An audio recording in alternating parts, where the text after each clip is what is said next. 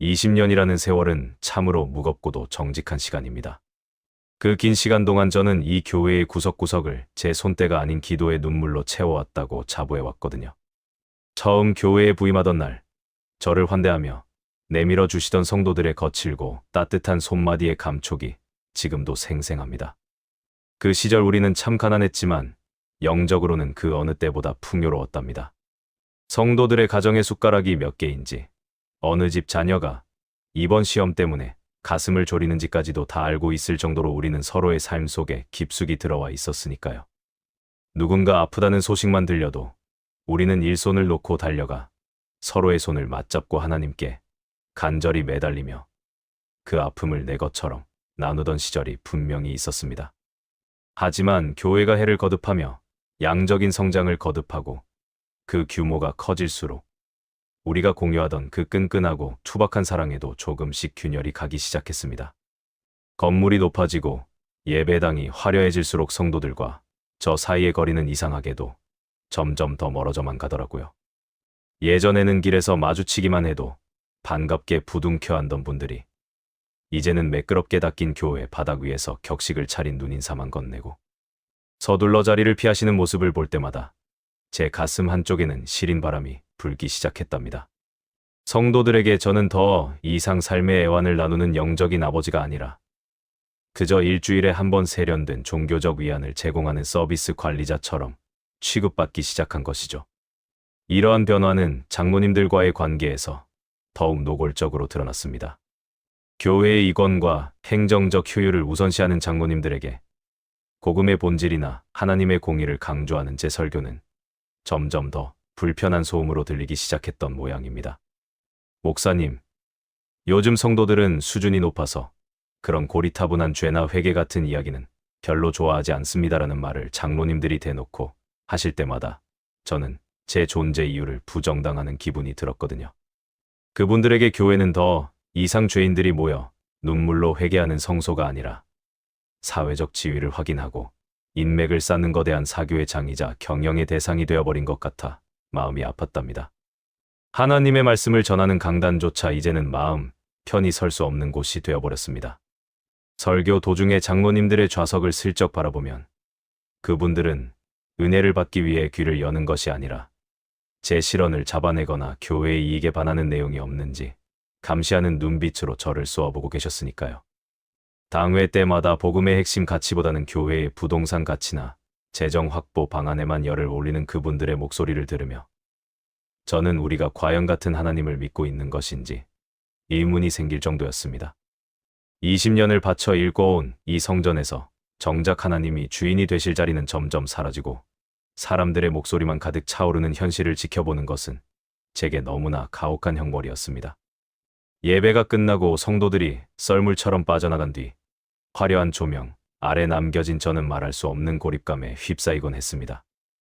20년 전만 해도 예배가 끝나면 성도들과 한참 동안이나 삶의 이야기를 나누느라 시간이 가는 줄 몰랐는데 이제는 다들 바쁜 일상이 있다며 서둘러 차를 몰고 떠나버리는 뒷모습만 지켜보게 되더라고요.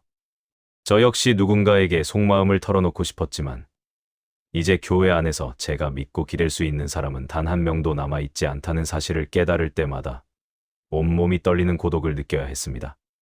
제가 평생을 바쳐 사랑했던 공동체가 어느새 저를 이방인처럼 취급하며 밀어내고 있다는 그 싸늘한 감각이 제 목을 죄어오는 것 같았답니다. 장로님들은 이미 오래전부터 저를 소외시키기 위한 보이지 않는 벽을 쳐두고 계셨던 것 같습니다. 목회자로서 지켜야 할 최소한의 자율성마저 침해하며 교회의 모든 의사결정에서 저를 배제하려 드는 그분들의 움직임은 시간이 갈수록 더욱 치밀해졌거든요. 하나님, 제가 여기서 더 무엇을 할 수 있을까요? 하고 수없이 물었지만 돌아오는 것은 적막한 침묵과 장로님들의 차가운 시선뿐이었습니다. 20년이라는 긴 세월을 함께하며 쌓아왔던 신뢰는 모래성처럼 허무하게 무너져 내렸고 저는 제가 사랑했던 이 교회가 더 이상 제가 알던 그곳이 아님을 인정해야만 했습니다. 그 깊은 영적 절망의 끝에서 저는 하나님이 저를 위해 예비하신 길이 과연 어디로 향하고 있는 것인지 간절히 묻고 또 물었답니다. 평생을 몸바쳐 일궈온 터전에서 이방인이 되는 일은 생각보다 아주 사소하고 서늘한 예고들로부터 시작되었습니다. 어느 날부터인가 주일 예배를 마치고 나가는 이들의 인사가 예전 같지 않게 짧아졌고, 저와 눈이 마주치기 무섭게 고개를 돌리는 이들이 늘어나기 시작했거든요. 처음에는 그저 다들 사는 게 바빠서 그런가 보다 하며 대수롭지 않게 넘기려 했었지만, 사무실 주변에서 저만 나타나면 황급히 대화를 멈추는 직원들의 태도를 보며 무언가 잘못되어 가고 있음을 직감했습니다.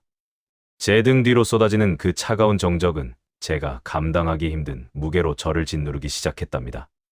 결정적인 사건은 제가 전혀 알지도 못하는 재정적인 비리와 부적절한 사생활에 대한 소문이 악의적으로 편집되어 교구 전체에 유포되면서 터졌습니다. 심지어 제가 가장 아끼고 믿었던 후배, 목사조차 장로들의 편에 서서 저에 대한 허위 진술을 준비하고 있다는 소식을 들었을 때는 마치 발밑의 땅이 통째로 꺼져버리는 듯한 아찔함을 느꼈습니다.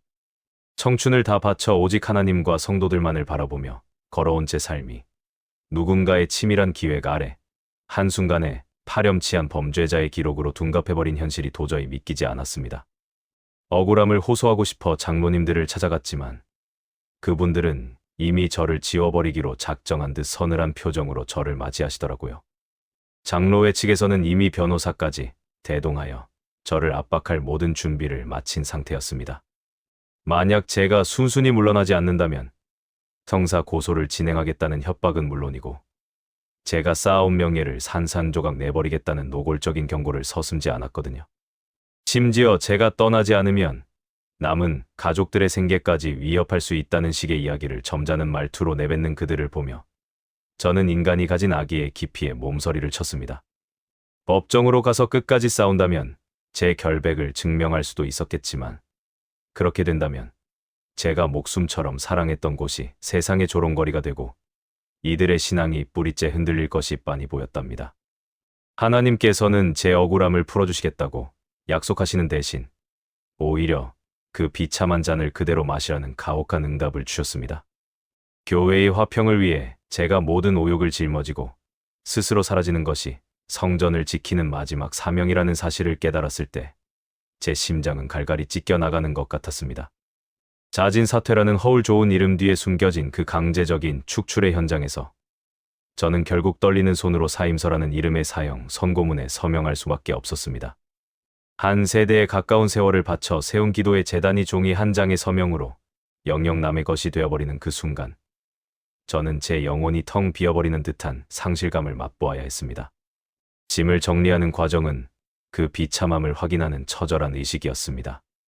서랍 깊숙이 넣어두었던 성도들의 감사 편지와 아이들이 그려준 서툰 그림들을 하나하나 손에 쥐었다가 결국 쓰레기통으로 던져 넣어야 했을 때 저는 차마 소리내어 울지도 못한 채 그저 마른 침만 삼켜냈거든요. 누구보다 저를 믿어주었던 이들이 이제는 저를 부정한 목자로 기억하며 침을 뱉을 것이라는 사실이 제 가슴에 대모처럼 박혔지만 저는 끝내 그 누구에게도 변명하지 않기로 마음먹었습니다. 비록 사람은 저를 버렸을지라도 하나님만은 제 진심의 무게를 달아보고 계실 것이라는 그 신락 같은 믿음 하나에 제 온 생애를 걸기로 한 것이죠.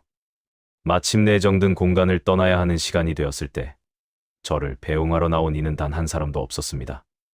한때는 수많은 이가 제 말 한마디에 아멘으로 화답하며 은혜를 나누었건만 이제 제 앞에는 적막한 복도와 무거운 침묵만이 길게 늘어져 있더라고요. 짐 가방 하나를 들고 계단을 내려오며 등 뒤로 굳게 닫히는 육중한 문소리를 들었을 때 저는 이제 제 인생의 거대한 막이 영원히 내려갔음을 직감했습니다.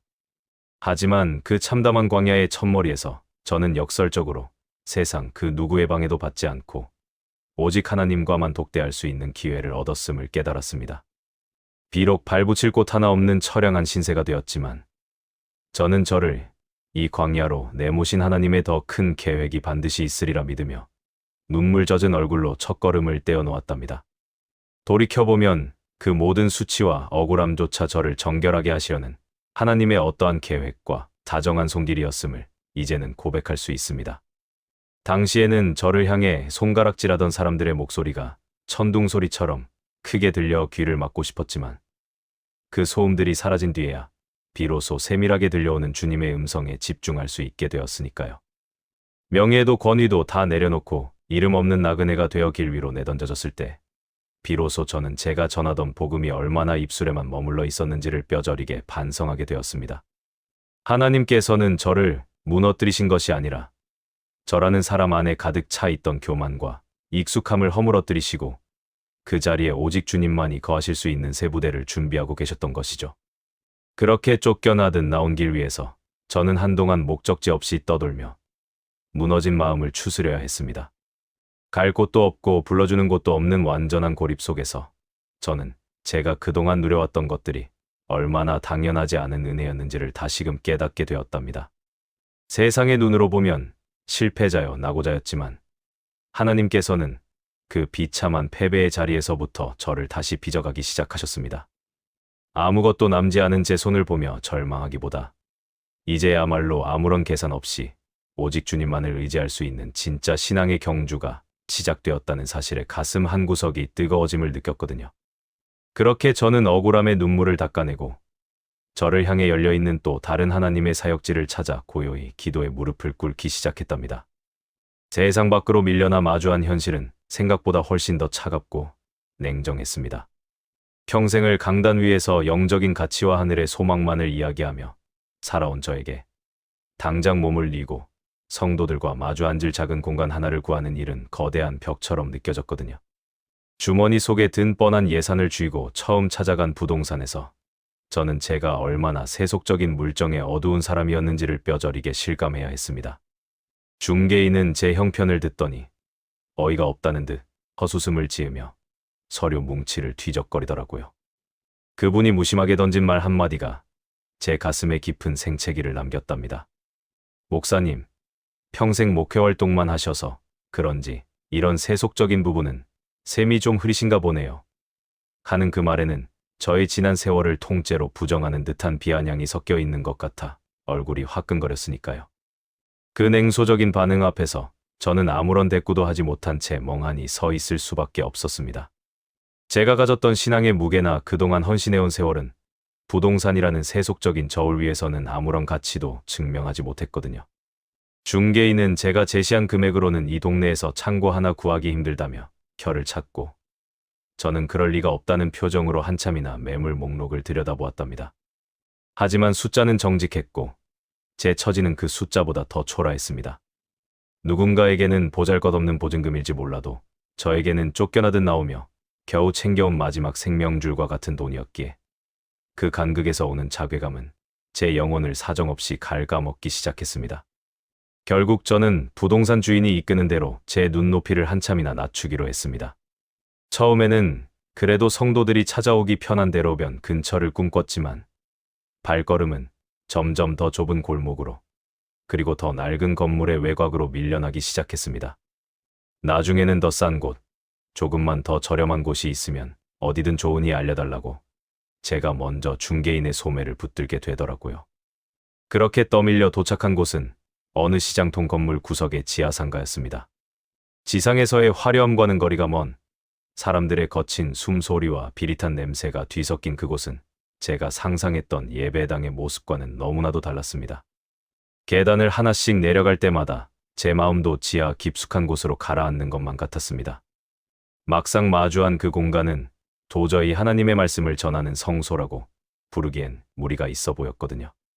바로 옆 가게에서 들려오는 라디오 소리와 상인들의 고함, 그리고 끊임없이 이어지는 사람들의 발소리가 한데 섞여 거대한 소음을 만들어내고 있었으니까요.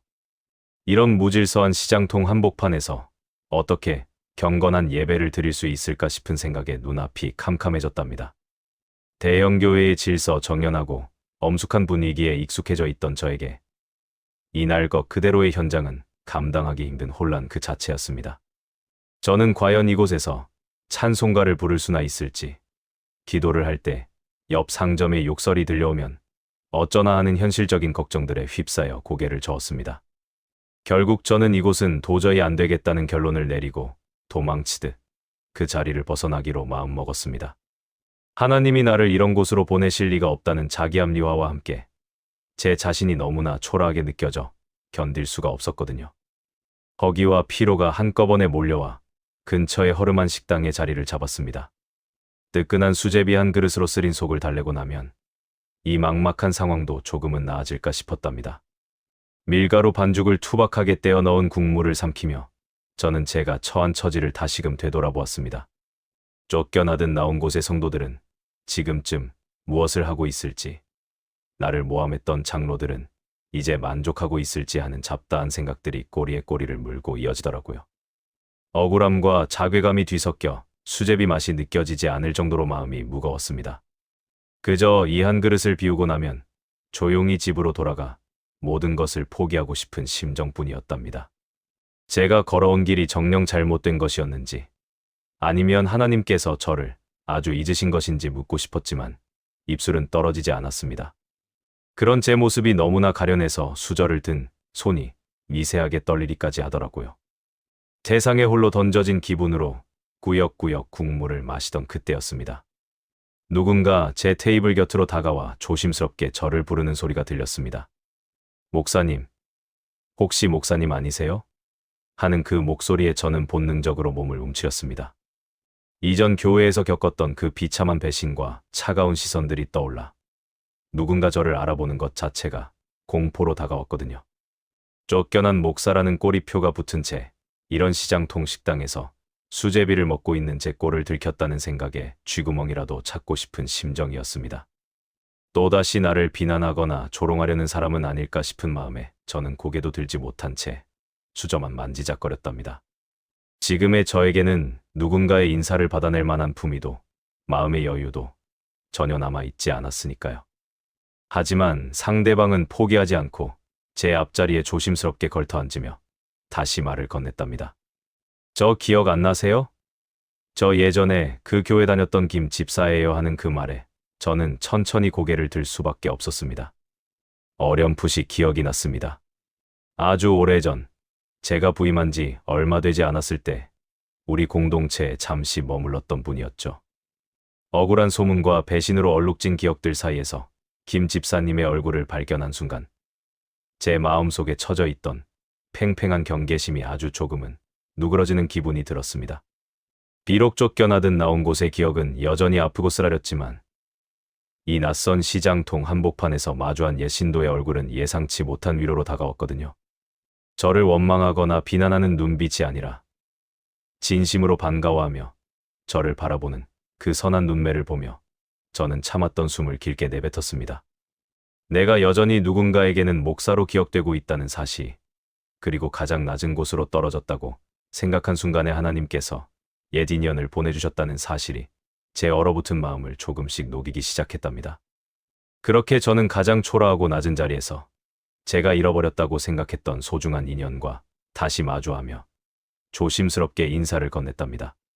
수제비 그릇에서 피어오르는 뿌연 김 사이로 김 집사님의 얼굴이 조금씩 선명해질 때마다 제 가슴 속에는 형언할 수 없는 수치심과 반가움이 동시에 소용돌이쳤습니다. 제가 평생을 바친 교회에서 쫓겨나 이런 허름한 시장통 식당에 앉아있는 꼴을 들켰다는 생각에 쥐구멍이라도 찾고 싶은 심정이었거든요. 한때는 수천 명 앞에서 하나님의 말씀을 선포하던 목자였지만 지금의 저는 갈 곳 없는 나그네에 불과했으니까요. 김 집사님은 제 앞에 놓인 투박한 그릇과 제 초라한 행색을 번갈아 살피더니 떨리는 목소리로 어쩌다 여기까지 오시게 되었느냐고 물었습니다. 그 질문에 저는 목구멍까지 차오른 억울한 사연들을 삼켜내며 그저 희미하게 웃어 보일 수밖에 없었답니다. 김 집사님은 자신의 사연부터 조심스럽게 꺼내어 놓기 시작했습니다. 한때는 남부러울 것 없이 잘 나가던 사업이 하루아침에 무너지면서 번듯했던 집과 가재도구를 모두 정리해야 했고 결국 빚쟁이들을 피해 이 동네로 흘러들어왔다고 하더라고요.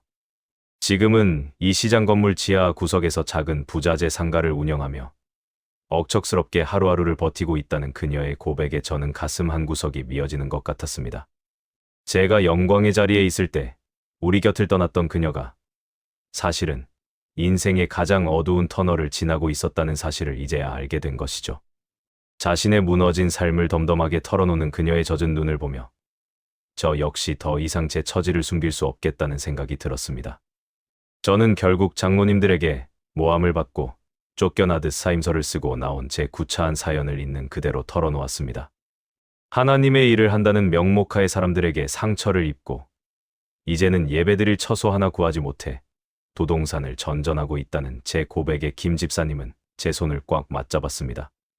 그녀의 거친 손마디에서 전해지는 온기는 제가 그동안 잃어버렸던 그 무엇보다 따뜻했습니다. 김 집사님은 제 손을 놓지 않은 채 굵은 눈물을 뚝뚝 흘리며 제가 집으로 빚쟁이들이 쫓아올 때 정말 나쁜 생각을 여러 번 했었다고 속삭였습니다. 그런데 그때마다 목사님이 강단에서 해주셨던 말씀들을 떠올리며 가까스로 버텼다며 목사님이 아니었으면 자기는 이미 이 세상 사람이 아니었을 거라고 오열하기 시작했답니다. 그녀의 눈물을 지켜보며 저는 제 자신이 얼마나 어리석고 교만했는지를 뼈저리게 반성하게 되었습니다. 저는 제가 거대한 성전을 지키고 대단한 사역을 해야만 하나님의 일을 하는 것이라고 착각하며 살았거든요. 하지만 정작 하나님께서는 제가 가장 화려한 곳에 있을 때 뿌렸던 작은 사랑의 씨앗을 잊지 않으시고 제가 가장 비참하게 무너진 이 시장통 한복판에서 그 열매를 거두게 하신 것이죠. 김 집사님의 고백은 제 인생의 실패가 결코 헛된 것이 아니었음을 증명해주는 하나님의 강력한 응답이었습니다. 한 사람의 영혼을 진심으로 대했던 그 과거의 시간들이 이제는 제가 다시 일어설 수 있는 유일한 버팀목이 되어 돌아온 셈이었으니까요. 예배 공간이 없어 막막하다는 제 말에 김 집사님은 눈물을 닦으며 무언가 결심한 듯 저를 바라보았습니다. 목사님, 제가 이 시장 건물에서 관리하고 있는 창고동이 하나 있는데 지금은 비어 있거든요. 비록 허름하고 퀴퀴한 냄새도 나지만 거기라도 괜찮으시면 예배 처소로 쓰시겠어요? 하고 묻더라고요. 갑작스러운 제안에 제가 당황하고 있을 때 그녀는 제 손을 더 세게 쥐며 말을 이어갔습니다. 진도는 걱정하지 마세요. 제가 어떻게든 모아볼게요. 여기 시장 사람들은 하루 종일 일하느라 밥도 다 시켜 먹고 하나님을 찾고 싶어도 교회에 갈 시간이 없어 못 가는 사람들이 정말 많거든요 하고 말이죠. 그 순간 소음으로 가득했던 시장통의 공기가 영적인 선교지의 함성으로 바뀌는 기적을 경험했습니다. 하나님에게 완전히 버림받았다고 생각했던 제 절망이 사실은 가장 낮은 곳에 있는 영혼들을 만나기 위한 하나님의 치밀한 계획이었음을 깨닫는 순간이었습니다. 제가 지키려 했던 그 화려한 예배당보다 어쩌면 이 비리고 소란스러운 시장통 지하 창고가 하나님의 임재가 더 간절한 곳일지도 모른다는 생각이 들자 가슴이 뜨거워졌답니다. 과거에 제가 아무런 대가 없이 한 성도에게 쏟았던 진심이 이제는 공간과 사람이라는 구체적인 선물로 돌아와 저를 다시 부르고 있었습니다. 김 집사님과 함께 수제비 그릇을 비우고 일어서는 제 발걸음은 아까와는 비교할 수 없을 정도로 단단해졌고 저는 이제야 비로소 제가 머물러야 할 진짜 재단이 어디인지 분명히 알 수 있었답니다. 그렇게 우리는 식당을 나와 김 집사님이 말한 지하 창고로 향했습니다. 어두운 계단을 내려가는 동안 제 마음속에는 수만 가지 감정이 교차했지만 앞장서서 걷는 그녀의 씩씩한 뒷모습을 보며 저는 묘한 안도감을 느꼈습니다. 하나님께서는 가장 화려한 건축가 대신 인생의 밑바닥을 함께 경험한 한 자매의 손을 통해 제 새로운 성전의 문을 열어주고 계셨으니까요.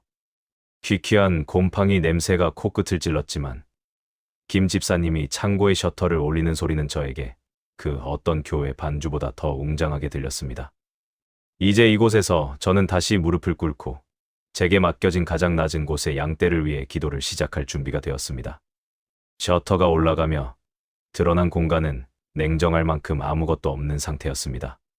그동안 제가 머물렀던 강단이 수많은 장식과 사람들의 시선으로 가득 찬 곳이었다면 이곳은 오직 저라는 한 인간과 제가 감당해야 할 정적만이 덩그러니 놓여있는 시험대 같았답니다. 저는 빗자루를 손에 쥐고 구석에 쌓인 퇴적물들을 쓸어내기 시작했습니다. 쓸어내도 끝없이 일어나는 뽀얀 입자들을 보며 이것이 어쩌면 지난 세월 제가 쌓아온 영적 허영심의 두께가 아닐까 하는 생각이 들더라고요. 한 번의 쓸림으로 지워지지 않는 바닥의 얼룩들을 지워내기 위해 허리를 숙이고 무릎을 꿇는 순간 저는 목사라는 직함보다 먼저 한 사람의 예배자로서 바닥에 닿는 감각을 회복해야 한다는 사실을 깨달았습니다. 얼마 지나지 않아 밖에서 요란한 술의 소리가 들리더니 김 집사님이 낡은 접이식 의자들을 가득 싣고 나타났습니다. 근처에서 폐업한 가게 주인이 처치 곤란이라며 내놓은 것들을 얻어왔다며 숨을 헐떡이는 그녀의 얼굴은 땀방울로 범벅이 되어 있었답니다. 둘의 위에는 가죽이 여기저기해지고 철제 다리에 녹이 슬어 삐걱거리는 의자들이 서로 엉킨 채 실려 있더라고요. 번듯한 성가대석이나 푹신한 장의자에 익숙했던 저에게 누군가의 실패가 담긴 그 낡은 의자들은 묘하게 제 처지와 닮아 보여 가슴 한구석이 찡해졌습니다. 김 집사님은 의자 하나를 내려놓으며 목사님, 이게 보기엔 이래도 제가 하나하나 앉아보고 고른 것들이에요. 깎아놓으면 제법 쓸만할 거예요 하며 웃어 보였습니다. 그 건강한 생명력이 제 얼어붙은 마음을 다시금 일깨우기 시작했습니다. 우리는 말없이 걸레를 들고 의자들을 하나씩 닦아내기 시작했습니다. 의자 시트에 갈라진 틈새마다 끼어있는 찌든 때를 닦아내는 행위는 저에게 있어 지나온 목회 여정의 군더더기를 걷어내는 고해성사와도 같았답니다. 손마디가 검게 변하고 손톱 밑에 검은 물이 들어도 그 수고로움이 전혀 싫지 않았습니다. 오히려 대형교회의 매끄러운 행정 시스템 속에서 잃어버렸던 내 손으로 직접 제단을 수축한다는 원초적인 기쁨이 제 전신을 짜릿하게 관통했거든요. 낡은 철제 다리를 문지를 때마다 삐걱거리는 소리가 났지만 그 부협화음조차 저에게는 하나님이 허락하신 새로운 사역의 서곡처럼 들려 마음이 벅차올랐습니다. 김 집사님은 의자를 닦는 틈틈이 이 의자들이 놓일 자리를 미리 가늠해보는 듯했습니다. 목사님, 여기는 상가 사람들이 잠깐이라도 앉아서 기도할 수 있게 입구 쪽으로 비워둘까요? 아니면 다 같이 모여 앉을 수 있게 동그랗게 놓는 게 좋을까요? 하고 묻는 그녀의 질문은 저에게 개척이란 건물을 세우는 것이 아니라 사람의 마음이 머물 자리를 마련하는 것임을 일깨워 주었습니다. 우리는 화려한 인테리어 업자도 거창한 기획팀도 없었지만 오직 두 사람의 간절함으로 그 텅 빈 창고를 영적인 온기로 채워가고 있었답니다. 강산이 두 번이나 바뀔 긴 세월 동안 누려왔던 모든 인위적인 편안함을 걷어내고 나니 비로소 제가 전해야 할 복음이 얼마나 날 것의 것이어야 하는지가 선명해지기 시작하더라고요. 의자들을 하나씩 정렬하며 저는 이 낡은 자리들에 앉게 될 사람들을 떠올렸습니다.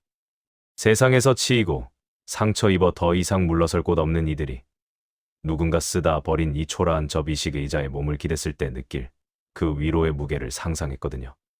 제가 예전에 전했던 설교들이 화려한 조명 아래서 빛나는 구호였다면 이제부터 이곳에서 나눌 말씀은 이 의자들처럼 투박하지만 정직한 삶의 고백이어야 한다는 확신이 들었습니다.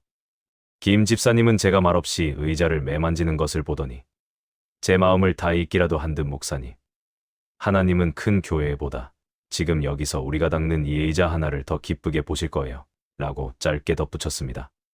그 한마디가 100마디의 격려보다 더 깊게 제 심장에 박혔고 우리는 서로를 마주보며 소리 없이 미소 지었습니다.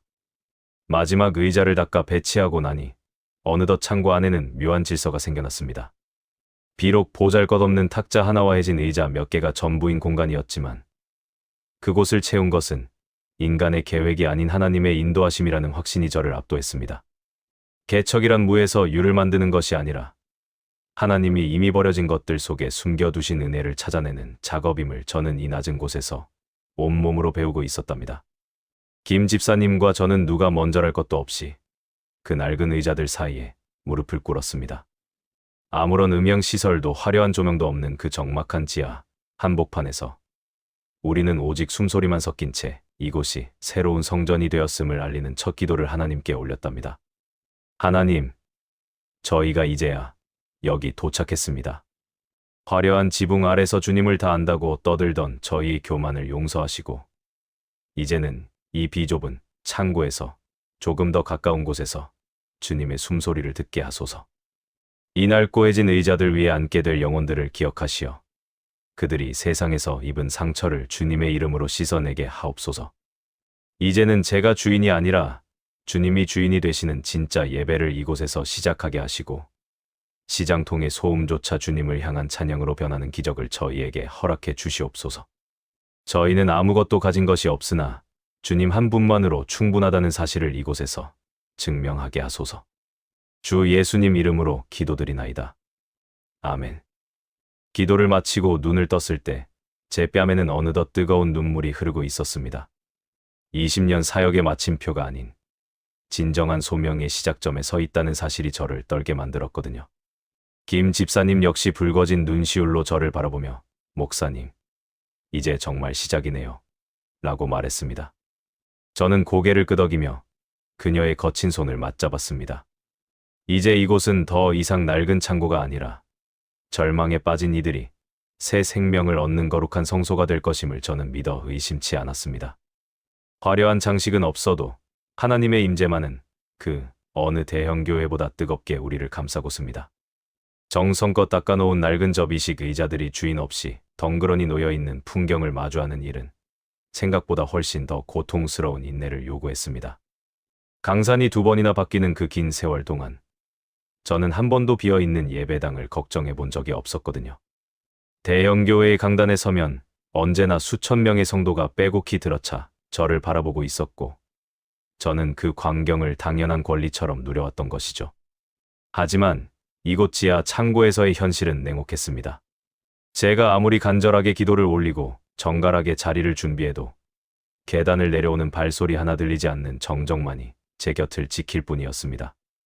텅 빈 의자들을 마주하고 앉아 있으면 마치 제가 세상에서 완전히 잊힌 존재가 된 것 같은 지독한 소외감이 다시금 저를 덮쳐오곤 했습니다. 김 집사님은 자신의 생업도 뒤로 한 채 매일같이 상가를 돌며 사람들에게 우리 교회의 존재를 알리려 애를 썼습니다. 땀방울이 맺힌 얼굴로 돌아온 그녀의 손에는 언제나 구겨진 전도지 몇 장과 짙은 피로가 들려 있었답니다. 목사님, 오늘도 상인분들을 만나봤는데 다들 너무 바쁘시네요 하며 힘없이 웃어 보이는 그녀의 모습에 제 가슴은 미어지는 것 같았습니다. 누군가는 전도지를 받자마자 쓰레기통에 던져버리고 또 누군가는 예수 믿으면 밥이 나오냐 떡이 나오냐며 넌전에서 핀잔을 주기도 했다더라고요. 상가 사람들에게 이 지하 창고는 영혼의 안식처가 아니라 그저 바쁜 생업의 현장 옆에 붙어있는 이름 모를 공간에 불과했던 것입니다. 그들의 냉담함은 단순한 거부가 아니라 생존을 향한 치열함에서 나오는 절박함이었습니다. 하루 종일 먼지 날리는 상가 안에서 손님 한 명이라도 더 붙들기 위해 애쓰는 그들에게 지하까지 내려와 예배를 드린다는 것은 사치에 가까운 일이었을지도 모릅니다. 목사님, 여기 분들은 1년에 하루도 편히 쉬질 못해요. 예배드리고 싶어도 가게 비우면 당장 입에 풀칠하기도 힘든 분들이거든요라고 말하는 김 집사님의 목소리에는 미안함과 좌절이 교차하고 있었습니다. 그녀의 노력이 벽에 부딪히는 과정을 지켜보며 저는 제가 가진 복음이 이들의 치열한 삶과 너무 동떨어져 있는 것은 아닌지 깊은 회의에 빠지게 되었습니다. 밤이 깊어지면 저는 홀로 남아 하나님께 매달렸습니다. 하나님, 이곳으로 저를 보내신 이유가 고작 이 비어있는 의자들을 지키게 하려는 것이었습니까? 하며 울부짖기도 했습니다. 화려한 교회 시절에는 사람들이 알아서 저를 찾아와 머리를 숙였는데 이제는 제가 아무리 손을 내밀어도 누구 하나 거들떠보지 않는 이 비참한 현실이 저를 끊임없이 흔들어 놓았거든요. 제가 전하는 말씀이 이 시장통의 거친 삶을 뚫고 들어갈 만큼 날카롭지 못한 것 같아 스스로가 한없이 무능하게 느껴졌습니다. 20년 가까운 목회 경력이 이곳에서는 아무런 힘도 발휘하지 못하는 낡은 훈장처럼 느껴져 저는 바닥에 엎드린 채 한참을 흐느껴 울었습니다. 그렇게 절망의 끝을 지나던 어느 날 밤이었습니다. 여느 때처럼 텅 빈 의자들을 보며 한탄하고 있을 때 제 심장을 강하게 내리치는 명확하고도 서늘한 울림이 있었습니다. 너는 언제까지 이곳에 앉아 사람들이 오기만을 기다릴 셈이냐는 물음이었죠. 저는 뒤통수를 엇맞은 듯 멍해졌습니다. 저는 이곳을 성소라 부르며 사람들을 초청하고 있었지만 사실은 저만의 성 안에 갇혀 예전처럼 대접받기만을 기다리고 있었던 것이더라고요. 기적을 기다리지 말고 내가 직접 그들에게 행하라는 음성은 제 목회적 안일함을 사정없이 무너뜨렸습니다. 성도들이 올 수 없다면 목자인 제가 가야 하는 것이 마땅하거늘 저는 이곳을 거룩한 곳이라 지켜 세우며 세상과 담을 쌓고 있었던 것입니다.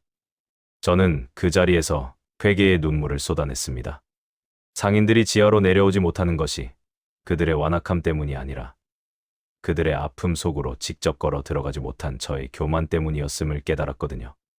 주님, 제가 틀렸습니다. 저는 여전히 높은 곳에 앉아 사람들을 심판하고 있었습니다 하며 가슴을 쳤습니다. 이제는 비어있는 의자를 보며 초조해하기보다 저 바깥에서 치열하게 살아가는 영혼들의 현장으로 제가 직접 재단을 옮겨야 한다는 사실이 명확해졌습니다. 기적이란 하늘에서 뚝 떨어지는 것이 아니라 가장 낮은 곳으로 제 발걸음을 옮길 때 비로소 시작되는 것임을 저는 그 적막한 지하 창고에서 뼈저리게 고백했습니다. 기도를 마치고 고개를 들었을 때 낡은 접이식 의자들은 더 이상 비어있는 실패의 상징이 아니었습니다. 그것들은 제가 언젠가 모시고 와야 할 영혼들의 자리를 미리 예비해둔 소망의 증거로 다가오더라고요. 저는 이제 기다리는 목사가 아니라 찾아가는 목자가 되기로 결심했습니다. 김 집사님이 겪었던 그 냉대와 멸시를 저 또한 몸소 겪으며 시장통 상인들의 땀 냄새 속에 섞여 들어가 그들의 눈물을 닦아주어야 한다는 사명이 제 전신을 뜨겁게 달구었습니다. 저는 떨리는 손으로 제 가슴을 누르며 주님 앞에 마지막 인사를 올렸습니다. 비록 짧은 고백이었지만 제 생애 그 어느 때보다 진실한 사명의 서약이었답니다. 이제는 더 이상 어둠이 두렵지 않았습니다. 제가 나갈 문 밖에는 제가 품어야 할 거친 삶들이 기다리고 있었고 저는 그곳이 바로 하나님이 예비하신 진짜 성전임을 확신했으니까요. 김 집사님이 전해준 그 상인들의 차가운 대사들이 이제는 저를 밀어내는 벽이 아니라 제가 뚫고 들어가야 할 사랑의 목표물로 보이기 시작했습니다. 저는 내일 아침 김 집사님을 만나면 제일 먼저 무엇을 해야 할지 정리하며 자리를 털고 일어났습니다. 비어있는 의자들 사이로 걸어나가는 제 뒷모습은 아까보다 훨씬 가벼웠고 제 안에는 세상을 향해 나아갈 담대한 용기가 샘솟고 있었답니다. 기다림이 기도가 아니라 직무유기였다는 사실을 깨닫고 나니 지하의 그 안온한 정적이 오히려 가시방석처럼 느껴지기 시작했습니다. 저는 다음 날 아침 일찍 김 집사님을 불러 우리가 이제는 밖으로 나가야 한다고 말했답니다. 김 집사님은 처음에는 의아한 표정을 지었지만 제가 그들에게 직접 찾아가 그들의 땀 냄새 섞인 일상 속으로 들어가기로 했다는 설명을 듣자 이내 눈시울을 붉히며 고개를 끄덕이더라고요. 우리는 상인들이 가장 예민해지는 개시 시간을 피해 조금은 한산해지는 점심시간 끝자락을 공략하기로 했습니다. 가방에는 성경책 한 권과 정성껏 준비한 전도지, 그리고 그들의 갈라진 손을 닦아줄 핸드크림 몇 개를 챙겨든 채 저는 사역 인생에서 가장 낯설고도 두려운 여정을 시작했습니다. 상가 입구에 들어서자마자 마주한 공기는 안쪽의 정적과는 비교할 수 없을 정도로 치열하고 거칠었습니다. 손님 한 명을 더 붙들기 위해 목청을 높이는 상인들 사이에서 저는 제가 가진 복음이 이들의 절박한 생존보다 더 가치 있다는 사실을 어떻게 증명해야 할지 막막해지기도 했거든요. 하지만 저는 더 이상 뒤로 물러서지 않기로 했습니다. 김 집사님과 저는 상가를 돌며 상인들에게 정중히 머리를 숙였습니다. 교회를 나오라는 거창한 권유 대신 잠시 쉬시는 동안 저희가 대신 가게를 봐드리거나 짧은 기도를 해드려도 되겠느냐고 조심스럽게 물었답니다. 대다수의 상인은 여전히 무관심하거나 바쁘다며 손사래를 쳤지만 저는 그들의 거절조차 하나님의 세밀한 연단으로 여기며 묵묵히 발걸음을 옮겼습니다. 그렇게 상가 끝자락에 위치한 옷가게에 도착했을 때 평소 가장 냉담한 반응을 보이기로 유명했던 심 사장님과 마주하게 되었습니다. 그녀는 우리가 다가오는 것을 보자마자 또 왔냐는 듯 귀찮은 기색을 역력히 내비치며 옷가지들을 정리하는 데만 열중하더라고요. 하지만 그날따라 제 눈에는 그녀의 거친 손놀림 너머에 숨겨진 깊은 피로와 눈물이 맺힌 눈가가 선명하게 들어왔습니다. 저는 평소처럼 전도지를 내미는 대신 그녀의 곁으로 다가와 나지막이 물었습니다. 사장님, 오늘따라 안색이 많이 안 좋아 보이시는데 혹시 제가 감히 물어봐도 될 만한 근심이 있으신가요? 하고 말이죠. 제 목소리에 잠시 손을 멈춘 그녀는 한참 동안 침묵하다가 갑자기 무너져 내리듯 계산대 옆 의자에 주저앉고 말았습니다. 심 사장님은 그동안 가슴 속에 묻어두었던 방황하는 자녀 이야기를 털어놓기 시작했습니다.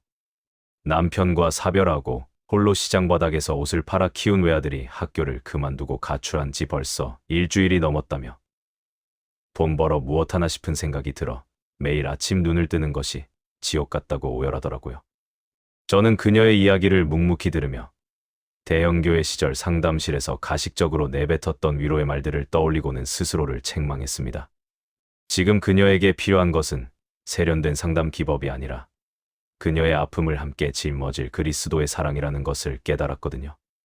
저는 그녀의 거친 손을 맞잡고 성경에 기록된 이사야 선지자의 말씀을 나지막이 전했습니다. 여인이 어찌 그 젖먹는 자식을 잊겠으며 자기 태에서 난 아들을 긍휼히 여기지 않겠느냐. 그들은 혹시 잊을지라도 나는 너를 잊지 아니할 것이라는 말씀이 있습니다. 사장님. 지금 사장님 마음이 자식을 잊지 못해 다 들어가는 것처럼 우리 하나님께서도 사장님과 그 아드님을 결코 잊지 않고 계십니다 하고 건넨 위로는 그녀의 굳게 닫힌 마음을 녹이는 마중물이 되었습니다. 저는 이어서 여호와의 손이 짧아 구원하지 못하심도 아니요 귀가 둔하여 듣지 못하심도 아니라는 말씀을 덧붙이며 지금 우리가 드리는 이 작은 신음소리가 이미 하늘에 닿아 있음을 강조했답니다. 제 권면을 듣던 심 사장님은 가슴을 쥐어짜듯 숨을 몰아쉬며 참았던 눈물을 쏟아냈습니다. 저는 그녀의 손을 놓지 않은 채 가게 한 구석에서 머리를 맞대고 기도를 시작했습니다.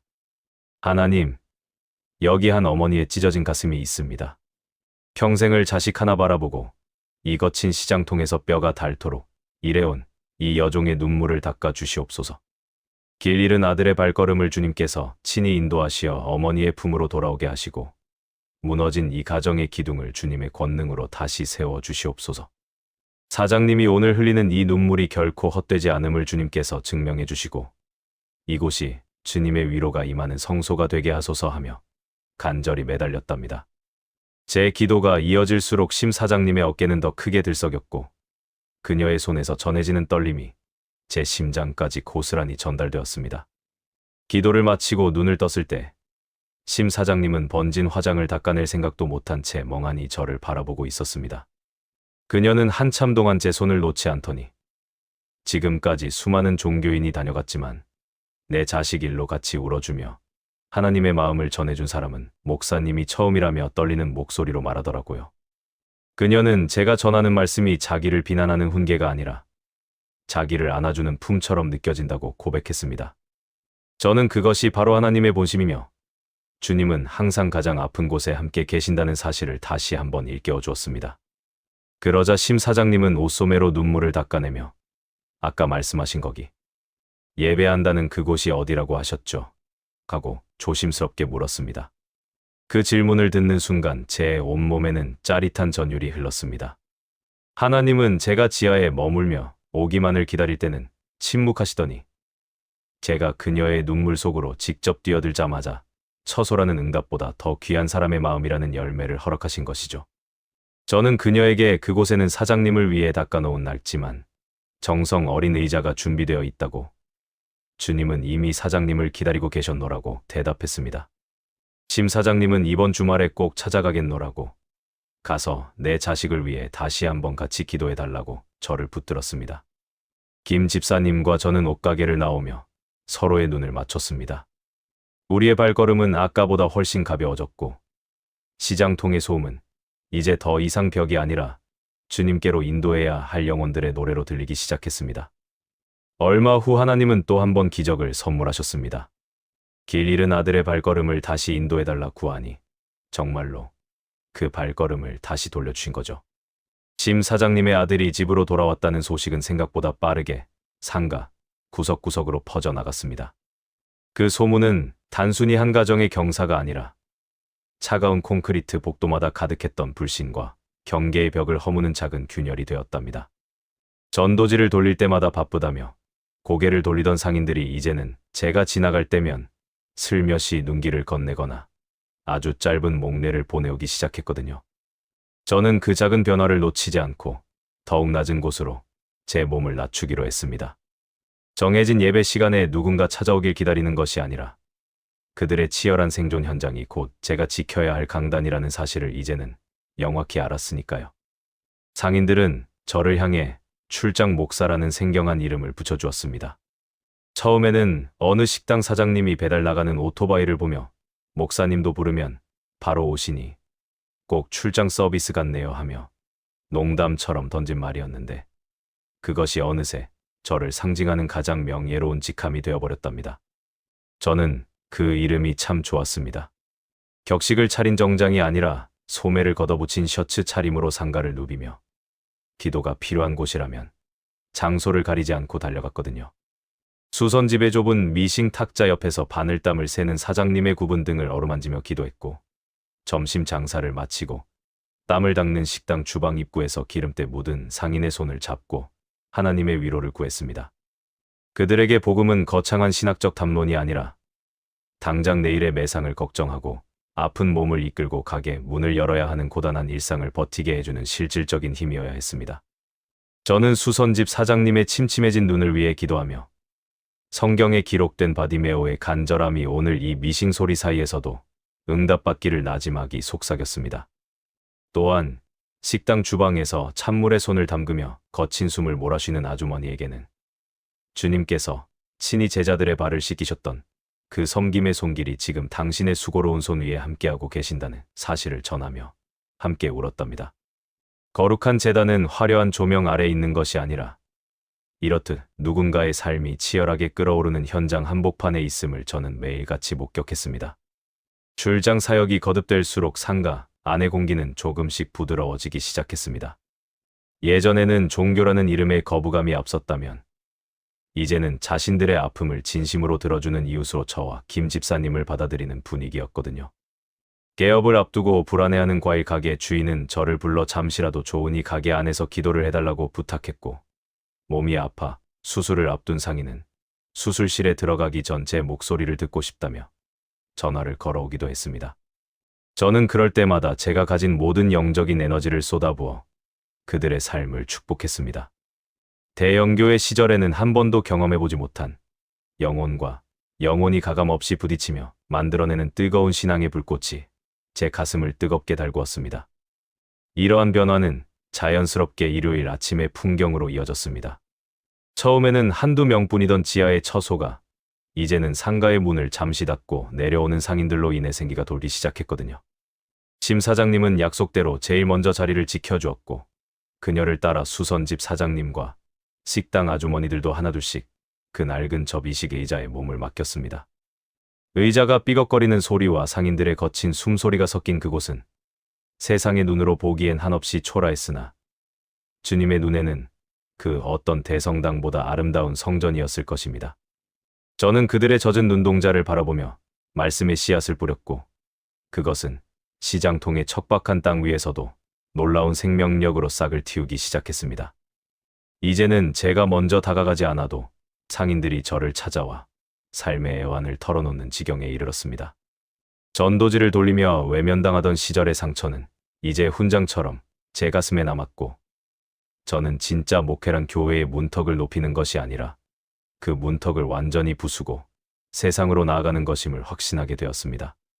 상가의 어두운 복도를 걸을 때마다 저를 향해 목사님, 오늘도 출장 가시나요? 하며 인사를 건네는 상인들의 목소리가 제게는 세상에서 가장 아름다운 찬양으로 들렸답니다. 하나님은 제가 모든 명예를 잃고 바닥에 떨어졌을 때 오히려 당신의 진짜 양떼가 어디에 있는지를 가장 선명하게 보여주셨던 것이죠. 저는 창고로 돌아와 다시 한번 낡은 의자들을 정돈하며 무릎을 꿇었습니다. 비록 몸은 고단하고 시장통의 소음은 여전히 그칠 줄 몰랐지만 제 안에는 대형 교회의 담임 목사로 있을 때보다 훨씬 더 큰 평안과 기쁨이 넘쳐났습니다. 하나님은 건물이 아니라 사람의 마음속에 거하신다는 그 자명한 진리를 저는 이 좁고 낮은 곳에서 온몸으로 증명하고 있었으니까요. 기도를 부탁해오는 상인들의 연락처로 가득 찬 제 수첩은 이제 저의 가장 소중한 성경갈피가 되었고, 저는 내일 또다시 누군가의 삶 속으로 출장을 나갈 준비를 하며 행복한 기도의 마침표를 찍었습니다. 비어있던 공간이 사람으로 채워지는 기적은 이미 시작되었으며, 저는 이 낮은 곳에서의 승리가 하나님의 진짜 계획이었음을 의심치 않았습니다. 주일 아침 예배를 준비하며 마주한 지하의 풍경은 이제 더 이상 소외된 이들의 적막한 도피처가 아니었습니다. 김 집사님이 폐업한 가게에서 실어왔던 그 낡은 접이식 의자들은 어느덧 주인을 찾아 빈틈없이 자리를 채우고 있었고, 삐걱거리는 금소금은 예배를 기다리는 성도들의 설렘 섞인 소란으로 변해 있었답니다. 저는 강단 대신 놓인 작은 탁자 앞에 서서 그들의 얼굴을 하나씩 찬찬히 뜯어보았습니다. 억척스럽게 시장 바닥을 읽어온 그들의 거친 손마디와 깊게 팬 주름들 사이로 제가 대형교회 시절에는 결코 보지 못했던 날 것 그대로의 생명력이 꿈틀대고 있었거든요. 그들은 이제 이곳을 자신들의 영혼이 숨을 쉬는 유일한 안식처이자 세상에서 가장 거룩한 제단으로 여기고 있었습니다. 상인들 사이에는 묘한 변화가 일기 시작했습니다. 밖에서는 서로를 사장님이라 부르며 한 푼의 이익을 두고 날 선 신경전을 벌이던 이들이 이 좁은 공간 안으로 들어오는 순간부터는 서로를 형제님과 자매님이라 부르기 시작했답니다. 세상이 매겨놓은 계급장과 직함들을 입구에 내려놓고 오직 하나님의 자녀라는 이름 하나로 평등해지는 기적을 저는 매주 목격하고 있었습니다. 수선집 사장님은 식당 아주머니의 부은 다리를 위해 기꺼이 자신의 자리를 양보하며 긍을 토닥였고, 심 사장님은 처음 온 신입 상인을 위해 성경책을 함께 펼쳐 보여주며 조용히 구절을 짚어주더라고요. 세상의 논리가 지배하는 시장통 한복판에서 오직 사랑의 논리만이 작동하는 이 작은 공동체는 그 존재 자체로 이미 세상에 대한 거대한 영적 승리를 선포하고 있었던 셈입니다. 그런데 어느 주일 예배 직전 입구 쪽에서 심상치 않은 술렁임이 느껴졌습니다. 낡은 계단을 내려와 주춤거리며 서 있는 무리는 한눈에 보아도 시장 사람들과는 확연히 다른 차림새를 하고 있었거든요. 그들은 제가 쫓겨나듯 나왔던 옛 교회의 신도들이었습니다. 화려한 외투를 걸치고 값비싼 소지품을 든 채 좁은 복도에 서 있는 그들을 마주하는 순간 제 심장은 찰나의 흔들림을 경험했습니다. 한때 저를 외면했거나 혹은 제 억울함을 알면서도 침묵으로 동조했던 그들이 왜 이 비좁고 초라한 지하의 처소까지 찾아왔는지 의문이 생겼거든요. 인간적인 원망과 지난날의 배신감이 잠시 고개를 들었지만 저는 깊은 숨을 내쉬며 그들을 향해 조심스럽게 길을 터주었습니다. 이곳은 제 개인의 공간이 아니라 하나님이 주인이신 집이었으니까요. 예배가 끝난 뒤 그들은 제 앞에 다가와 차마 고개를 들지 못한 채 지난날의 사정을 털어놓았습니다. 목사님이 떠나신 뒤 그 거대한 성전 안에서는 끊임없는 권력 싸움과 재산 분쟁이 이어졌고, 믿음의 본질은 사라진 채 인간의 욕망만이 가득한 전쟁터가 되어버렸다고 하더라고요. 그들은 그 화려한 예배당 안에서 오히려 지독한 영적 갈증과 환멸을 느꼈으며, 목사님이 전해주셨던 그 진심 어린 말씀이 그리워 수소문 끝에 이 낮은 곳까지 흘러들어왔다고 고백했습니다. 진짜 하나님 말씀이 살아있는 곳을 찾아 헤매다 도착한 곳이 이 좁은 지하방이라는 그들의 말은 저에게 있어 그 어떤 찬사보다 무겁고 아프게 다가왔답니다. 저 역시 그들을 보며 제가 가졌던 분노가 얼마나 부질없는 것이었는지 깨달으며 스스로를 책망했습니다. 제 안에서는 복잡한 감정들이 충돌했습니다. 나를 버렸던 그들이 이제 와서 위로를 구하는 모습에 냉소적인 마음이 잠시 들기도 했지만, 하나님께서는 저에게 더 큰 포용과 긍휼을 요구하고 계셨습니다. 저는 그들을 향해 이곳은 누구에게나 열린 공간이며 상처 입은 영혼이라면 그 누구든 쉴 자격이 있다고 나지막이 선언했습니다. 과거의 원한을 들추어 그들을 밀어내는 대신 길 잃은 양떼가 돌아온 것으로 여기며 그들을 공동체의 일원으로 품어 안기로 결심한 것이죠. 이곳은 성공한 이들이 모이는 화려한 사교장이 아니라 무너진 이들이 모여 서로를 세워주는 재건의 현장임을 저는 제 입술을 통해 다시 한번 확신했습니다. 그들은 제 용서에 눈물을 흘리며 상인들 틈에 섞여 들어갔습니다. 시장 상인들과 옛 신도들이 낡은 접이식 의자에 섞여 앉아 함께 찬양을 부르는 모습은 그야말로 장관이었습니다. 대상의 잣대로는 결코 섞일 수 없을 것 같던 이들이 오직 그리스도의 보혈 아래에서 한 형제 자매가 되어 눈물을 흘리는 광경은 제 목회 인생에서 가장 아름다운 기적이었거든요.